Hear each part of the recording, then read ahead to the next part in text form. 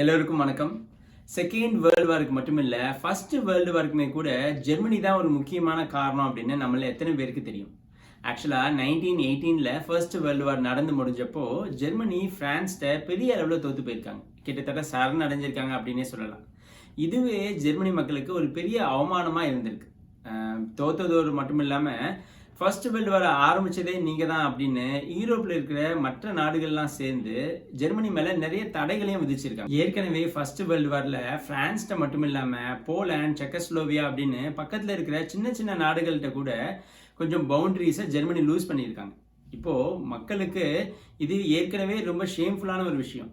அதுவும் இல்லாமல் இப்போ புது ரெஸ்ட்ரிக்ஷன்ஸ் வேற, வெர்சாலிஸ் ட்ரீட்டி அப்படிங்கிற பேர்ல ஒரு தீர்மானத்தை கொண்டு வந்து பனிஷ் பண்ற மாதிரி நிறைய தடைகளை கொண்டு வந்திருக்காங்க. என்ன மாதிரி தடைகள் அப்படின்னா, ஜெர்மனி இனிமேட்டு 1,00,000 சோல்ஜர்ஸ்க்கு மேல ஆர்மியில் வச்சுக்க கூடாது, பக்கத்தில் இருக்கிற நாடுகளுக்கு ஃபர்ஸ்ட் வேர்ல்டு வார்னால ஏற்பட்ட அழிவுக்கு ஜெர்மனி தான் காரணம் அப்படிங்கிறதுனால ஜெர்மனி அந்த நாடுகளுக்கு நிவாரணம் தரணும், இப்படின்னு எல்லாம் நிறைய ரெஸ்ட்ரிக்ஷன்ஸ். ஜெர்மனி மக்களுக்கு என்னன்னா, அது எப்படி ஃபர்ஸ்ட் வேர்ல்டு வார் ஆரம்பிச்சதுக்கு நாங்க மட்டும் தான் காரணமா, மற்ற நாடுகளுக்கெல்லாம் போர் நடந்ததுல எவ்வளவு பங்கு இருக்கோ அதே அளவுக்கு தான் எங்களுக்கும் பங்கு இருக்கு, அது என்ன எங்க மேல மட்டும் இவ்வளவு தூரம் ரெஸ்ட்ரிக்ஷன்ஸ் போடுறீங்க அப்படின்னு கொதிச்சு போயிருந்திருக்காங்க. மக்கள் இப்படி ஒட்டுமொத்தமா பக்கத்துல இருக்கிற நாடுகள் மேல எல்லாம் கோபத்தோட இருந்தா என்ன ஆகும்?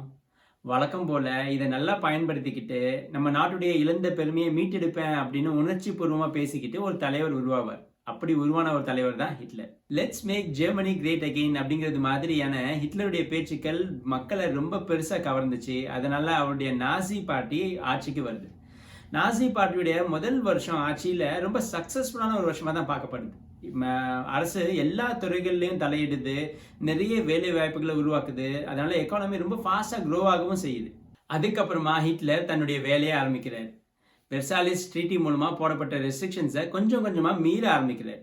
1,00,000க்கு மேல இருக்கிற ஒரு ஸ்ட்ராங்கான ஜெர்மன் ஆர்மியை ஃபார்ம் பண்ண தொடங்குறாரு. 1935ல கம்பல்சரி மிலிட்ரி சர்வீஸ் அப்படிங்கிற ரூலை கொண்டு வந்து பப்ளிக் எல்லோருமே மிலிட்ரி சர்வீஸ் பண்ணணும் அப்படிங்கிறது மாதிரியான சட்டங்களை கொண்டு வராரு. ஜெர்மனி மேல போடப்பட்ட இன்னொரு ரெஸ்ட்ரிக்ஷன் என்ன அப்படின்னா, ஜெர்மனியில ரைன்லேண்ட் அப்படின்னு ஒரு இடம் இருக்கு. அது ஜெர்மனிக்குள்ளேயே இருக்கிற ஒரு இடம், ஆனா அங்கேயே ஜெர்மனியோடைய மிலிட்ரி எதுவுமே வைக்கக்கூடாது அப்படின்னு ஒரு ரெஸ்ட்ரிக்ஷன். ஏன் அப்படின்னா, ரைன்லேண்ட்ல இருந்து பெல்ஜியமையும் பிரான்ஸையும் ஜெர்மனியால ஈஸியா அட்டாக் பண்ண முடியும். அப்படிதான் ஃபர்ஸ்ட் வேர்ல்டு வார்ல பண்ணாங்க. அதனால அங்க இனிமேட்டு ஜெர்மனி மிலிட்ரி வச்சுக்க கூடாது, மிலிட்ரி பேஸ் எதுவும் இருக்கக்கூடாது அப்படின்னு ரெஸ்ட்ரிக்ஷன். ஹிட்லர் என்ன பண்றாருன்னா 1936ல 30,000 ட்ரூப்ஸை கேதர் பண்ணி ரைன்லேண்டுக்குள்ள கொண்டு போறாரு. யூரோப்ல அலைன்ஸ் அப்படின்னு சொல்லிட்டு சில செட் ஆஃப் கண்ட்ரீஸ் உண்டு, கூட்டு களவாணிங்க அப்படின்னு சொல்லுவோம்ல, அந்த மாதிரி. இதுல முக்கியமான 2 super powers Britain and France. இந்த நாடுகள் இல்லாம இன்னும் சில நாடுகளும் ஒன்னா சேர்ந்து தான் ஜெர்மனி மேல இந்த ரெஸ்ட்ரிக்ஷன்ஸ் எல்லாம் கொண்டு வந்தது. ஹிட்லருடைய கேம்பிள் என்ன அப்படின்னா, நாமும் இப்படி இந்த தீர்மானத்தை கொஞ்சம் கொஞ்சமா மீறுறதுனால இந்த அலைஸ் வந்து ரொம்ப சீக்கிரமா இன்னொரு வாரம் ஸ்டார்ட் பண்ண மாட்டாங்க.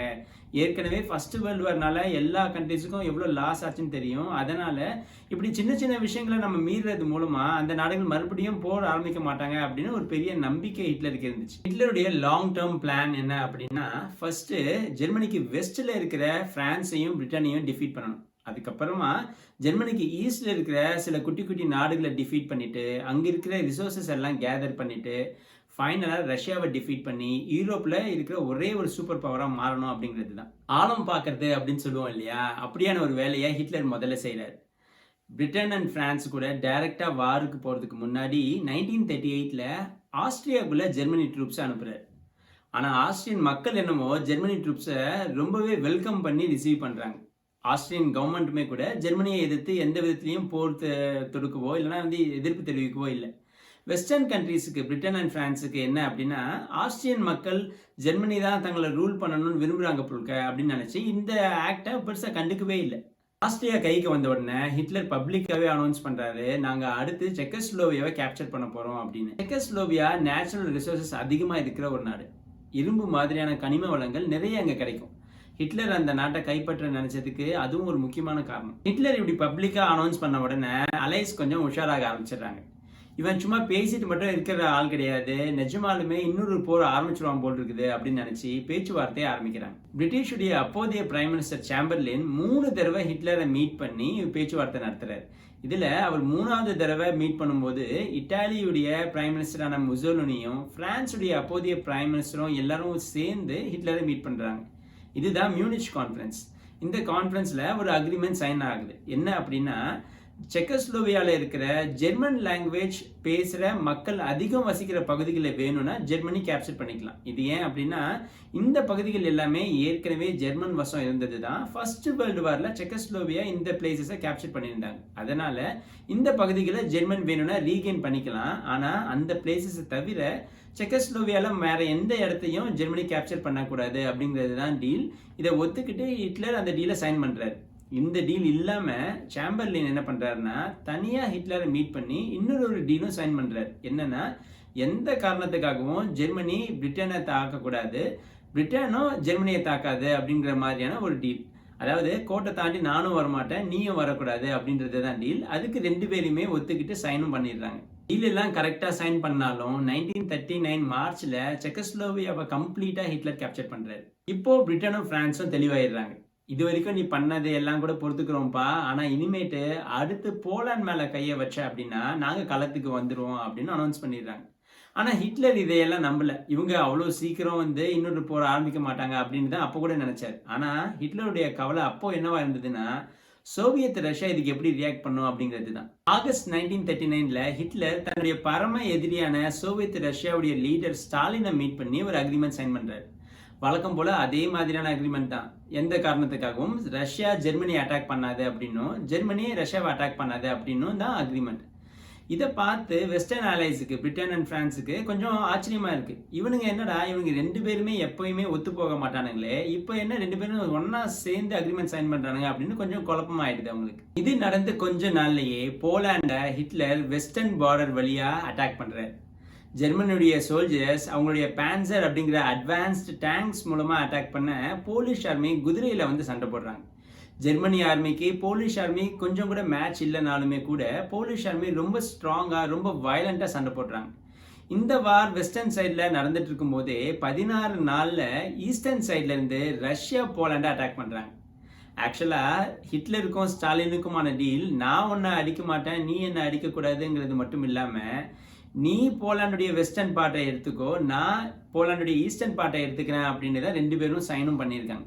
என்ன ஒரு கூட்டு கலவணைத்தனம் பாருங்க. ஜெர்மனி போலாண்டுடைய வெஸ்டர்ன் பார்ட் ஃபுல்லாத்தையும் கேப்சர் பண்ணுறாங்க. நாங்கள் சொன்னதையே செய்வோம், செய்வதையே சொல்லுவோங்கிற மாதிரி பிரிட்டனும் பிரான்ஸும் ஜெர்மனி மேலே வார் டிக்ளேர் பண்ணுறாங்க. ஆக்சுவலாக ஹிட்லர் இதை எதிர்பார்க்கல. ஏன்னா என்னதான் ஜெர்மனி போலாண்டை டிஃபீட் பண்ணியிருந்தாலும் போலாண்டை கேப்சர் பண்ணுறதுக்கே 20 நாள் ஆகியிருக்கு ஜெர்மனிக்கு. பிரிட்டனையும் பிரான்ஸையும் அதே மாதிரி அவ்வளோ ஈஸியாக ஃபேஸ் பண்ணிட முடியாது. ஏன்னா பிரான்ஸ் அன்னைக்கு இருந்த யூரோப்பில் பெஸ்ட் ட்ரெயின்டு ஆர்மியாக இருந்திருக்கு. அது மட்டும் இல்லாமல் ஜெர்மனியுடைய மிலிட்ரி ஜெனரல்ஸ் எல்லாருமே கூட பிரான்ஸ் அண்ட் பிரிட்டன் கூட போரிடுறதுக்கு தயாராக இல்லை. ஏன்னா அவங்களுக்கு ஏற்கனவே ஃபர்ஸ்ட் வேர்ல்டு வரப்போ ஜெர்மனி 4 வருஷம் பிரான்ஸ் கூட சண்டை போட்டு தோற்று போயிருக்கு அப்படிங்கிறத பற்றி நல்லா தெரியும். அதனால பிரான்ஸ் அண்ட் பிரிட்டனு கூட அவ்வளோ ஈஸியாக போருக்கு போயிட முடியாது அப்படின்னு தான் தொடர்ந்து ஹிட்லருக்கு அட்வைஸ் பண்ணியிருக்காங்க. ஆனால் யாருடைய அட்வைஸையும் கேட்குற ஆளா ஹிட்லர்? அவர் என்ன பண்ணுறாருன்னா, பிரான்ஸ் அண்ட் பிரிட்டன் ஒரு பக்கம் வாருக்கு தயாராகிட்டு இருக்கும் போதே ஜெர்மனிக்கு நார்த்தில் இருக்கிற டென்மார்க் அண்ட் நார்வேவை இன்வைட் பண்ணுறாரு. ஏன் அப்படின்னா, டென்மார்க் அண்ட் நார்வேல நிறைய கனிம வளங்கள் இருக்குது. இந்த 2 கண்ட்ரீஸையும் கேப்சர் பண்ணோன்னா அந்த ரிசோர்ஸஸ் மூலமாக ஜெர்மன் ஆர்மியை இன்னமும் ஸ்ட்ராங் பண்ணலாம், அதன் மூலமாக பிரிட்டன் அண்ட் பிரான்ஸை ஃபேஸ் பண்ணலாம் அப்படிங்கிறது அவருடைய பிளான். ஜெர்மனி நார்வேவை அட்டாக் பண்ண ஆரம்பித்த உடனே நார்வேவை டிஃபெண்ட் பண்ணுறதுக்காக பிரிட்டிஷ் தன்னுடைய ட்ரூப்ஸை நார்வேக்கு அனுப்புது. அப்போதான் ஹிட்லர் தன்னுடைய பிரம்மாஸ்திரத்தை களத்தில் இருக்கிறார். அதுதான் ஜெர்மனுடைய ஏர்ஃபோர்ஸான லுஃப்ட்வாஃபா. நார்வேல வச்சு பிரிட்டிஷ் ட்ரூப்ஸை ஜெர்மன் ஆர்மி அண்ட் ஏர்ஃபோர்ஸ் எப்படி படுதோல்வி அடைய வச்சது? அவ்வளோ பவர்ஃபுல்லான பிரான்ஸ் ஆர்மியை டிஃபீட் பண்ணி ஹிட்லரால் எப்படி பிரான்ஸை கேப்சர் பண்ண முடிஞ்சது? பிரான்ஸ் தோத்ததுக்கு அப்புறம் பிரிட்டிஷ் பிரான்ஸுக்கு செஞ்ச துரோகம் என்ன? வாங்க தொடர்ந்து இதெல்லாம் பற்றி அடுத்த வீடியோவில் பார்க்கலாம்.